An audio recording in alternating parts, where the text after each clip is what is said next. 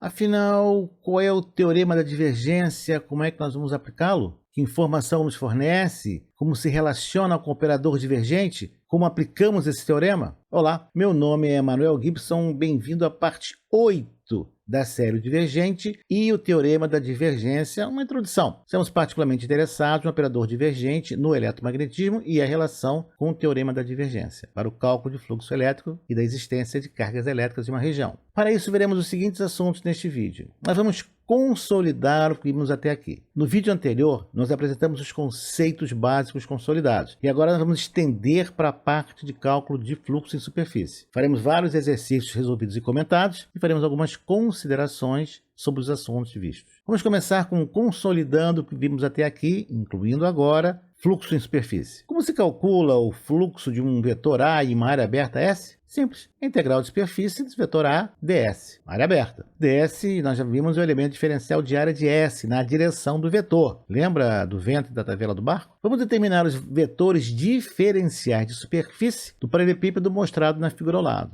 Temos um dos vértices na origem, faces são paralelas. Temos as coordenadas de 0 a em x, de 0 a b em y e de 0 a c em z. Vamos adotar o sentido convencional para a direção dos vetores, ou seja, para fora da superfície. Na superfície S1 frontal, o valor de x é constante, igual a todos os pontos da superfície S1 apresentam, portanto, coordenada x igual a A. Os parâmetros que variam são y de 0 até b e z de 0 até c. Já na figura. Vamos agora à superfície S2, o topo. O valor de z é constante igual a c. Todos os pontos da superfície S2 apresentam coordenada z igual a c. Os parâmetros que variam são y de 0 até b e x de 0 até a. Veja na figura. Próxima superfície S3 é a lateral direita, onde o valor de y é constante igual a b. Todos os pontos da superfície S3 apresentam coordenada y igual a b. Os parâmetros que variam são x de 0 até a e z de 0 até c. Veja na figura. Próxima superfície S4 é a face traseira, face posterior. O valor de x é constante igual a 0. Todos os pontos S4, x igual a 0. Os parâmetros que variam são y de 0 até b e z de 0 até c. Próxima superfície S5, que é a face esquerda. O valor de y é constante igual a 0. Todos os pontos da superfície S5 apresentam coordenada y igual a 0. Os parâmetros que variam são x de 0 até a e z de 0 até c. Finalmente, na superfície 6, base, o valor de z é constante igual a 0. É a base. Todos os pontos da superfície S apresentam coordenadas z igual a 0. Os parâmetros que variam são y de 0 até b e x de 0 até o ponto A. S1, essa é a face frontal. O elemento de área é dado por dy, dz. São os parâmetros que estão variando. Na direção a x, para fora da superfície fechada. S2 no topo, nós temos o elemento diferencial de superfície dy, dx, é o que varia, apontando na direção positiva de z, a z. S3, dz, dx, apontando na direção positiva de y, o a y. Já a S4, a face traseira, aponta na direção contrária de x, portanto, menos AX, dy, dz. A lateral esquerda na direção contrária de y, portanto, menos AY, dx, dz. S6, a base, aponta na direção negativa de z, portanto, menos AZ, dy, dx. Vejamos na figura agora. Essas são as superfícies que você vê olhando de frente, e essas as superfícies no fundo, que estão atrás. Então, as 6 faces do nosso paralelepípedo estão aí representadas. Lembrando sempre produto escalar de vetor unitário, só quando os dois termos são iguais é que igual a 1. A x, por exemplo, todas as outras alternativas são 0. A y 1 são 0. As outras alternativas, a z igual a 1. As outras alternativas de z são 0. É um módulo igual a 1. O vetor unitário igual a 1 e tem um ângulo igual a 0 grau. Cosseno de 0 é 1. Daí a razão dessa produto ser igual a 1.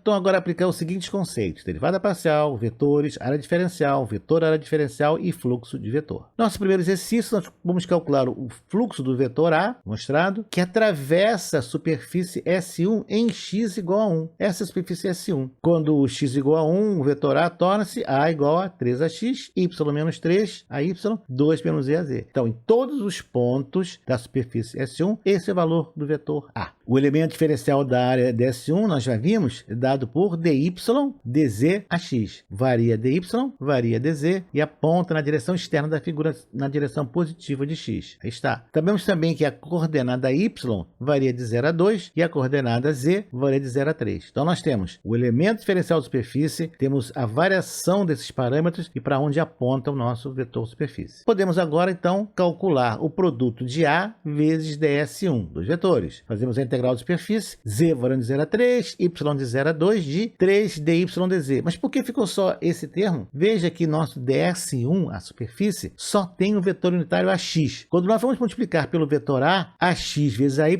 isso, dá 0. E ax vezes a z, dá 0. Então só sobra 3ax. Só que ax vezes ax, dá 1. Então nós temos o produto 3 dy dz. Substituindo a integral, os limites, obtemos 18 coulombs. E assim nós obtemos que o fluxo do vetor densidade de fluxo A na superfície S1 é 18 coulombs. No próximo exercício 2, vamos determinar o fluxo do vetor A em S2, z igual a 3. Substituindo z igual a 3 na nossa equação do vetor, temos 3x mais y menos 3ay menos 1az. Simples. O vetor elemento diferencial de área ds2, já vimos, né? É dx dy na direção az. E sabemos também que x varia de 0 a 1 e a y varia de 0 até 2, apontando para a direção de z positiva. Quando agora vamos fazer o produto, az com az vai ser 1, todos os outros sistemas vão ser iguais a 0. Então a nossa integral agora é menos 2 coulomb. O fluxo do vetor densidade de fluxo A na superfície S2 é de menos 2 coulomb. Fazemos agora a próxima área, S3, temos que y igual a 2, fazemos y igual a 2 na equação do vetor, temos 3xax menos ay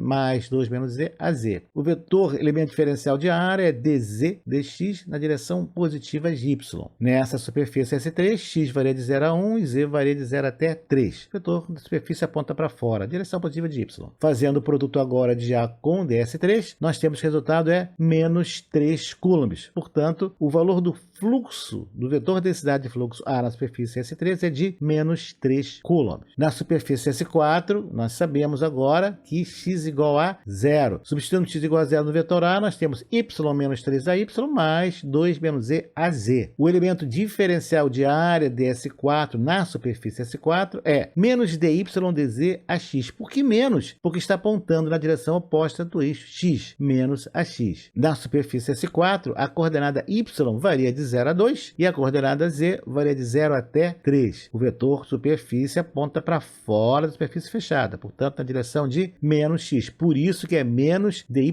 dz a x. Temos agora nosso vetor A, já fazendo x igual a 0. ds4 nós temos também. E agora vamos multiplicar. Ora, o que nós temos? Não temos componente de x para multiplicar por ds4. Logo, o resultado é 0. O fluxo do vetor densidade, fluxo A na superfície S4, portanto, é de 0 coulombs. Nosso próximo exercício, vamos calcular o fluxo do vetor A que atravessa a superfície S5, o lado esquerdo, em y igual a 0. O que nós fazemos? Fazemos y igual a 0 no vetor A e temos quem? 3xax menos 3ay mais 2 menos z a z. O elemento diferencial de área ds5 na superfície S5 é menos dx dz a y. Por que menos? Porque observe, o vetor aponta para fora da superfície fechada, na direção contrária do eixo y, portanto, menos a y. Quais são os parâmetros que variam? X e Z. Na superfície S5, X varia de 0 até 1 e Z varia de 0 até 3. Já falamos, o vetor aponta para fora, a direção contrária de Y, por isso menos a Y.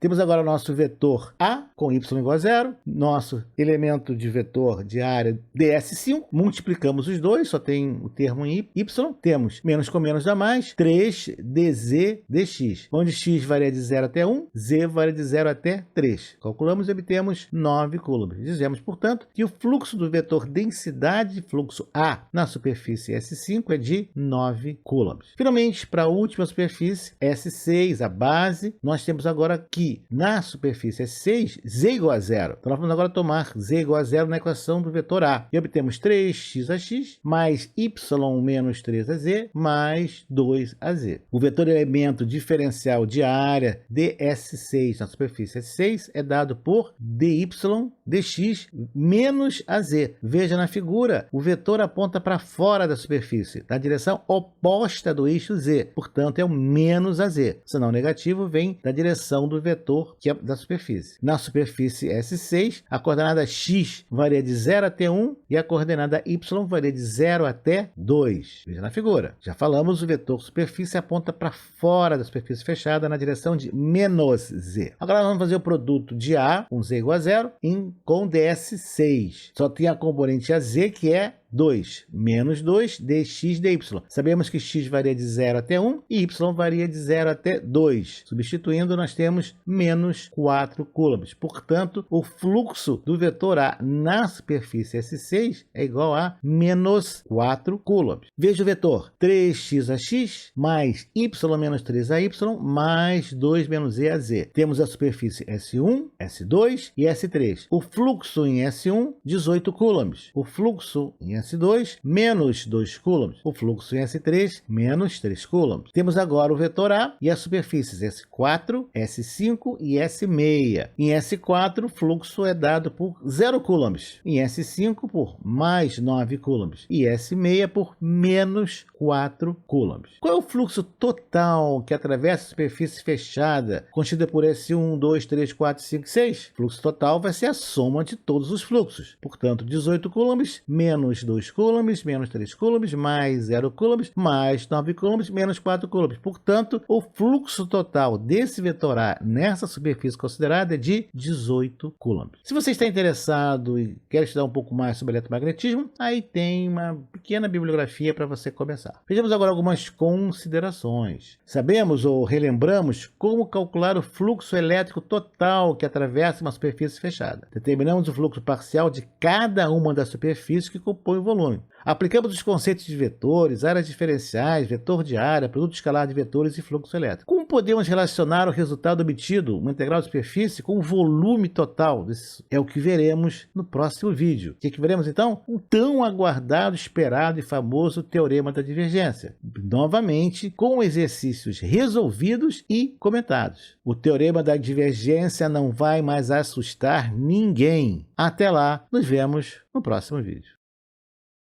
Obrigado por ter assistido a este vídeo, deixe o seu like, inscreva-se no canal, acione o sino e seja notificado dos novos lançamentos semanais.